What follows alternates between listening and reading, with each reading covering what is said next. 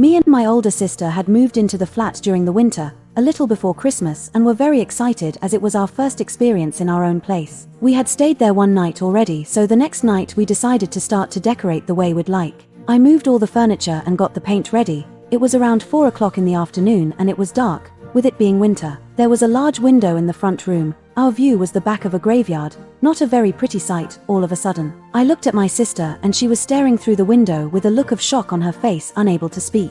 I looked at what she was looking at and I truly felt sick to the stomach. It was a man who seemed to be bobbing around outside our window, face porcelain white with a bald head, but wasn't looking at us, just around the room. Eyes black inside, unhuman-like. We screamed and ran out the back of the flat. At first it didn't occur to us that this could be a ghost. We just thought it was a man trying to break in. We took a further look outside where he was. When we got inside and went around the front where he was, he'd gone.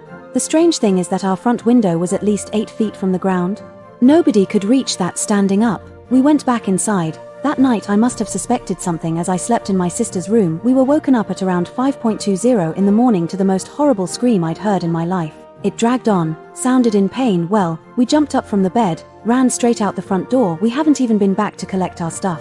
The man who lived in the flat above us said he'd often heard screaming and strange things. He had 2 dogs and he said they would often chase something that wasn't there anyway. We decided to do some investigating on the flat, asking neighbors if anything had happened in the flat. Most of the street seemed to know what had happened. 3 years before we moved in, a father and son lived in this flat. The son was 27 and had depression. He stabbed his father to death in the early hours of the morning before stabbing himself. But this failed, so he threw himself out of the window. Nobody lives there now.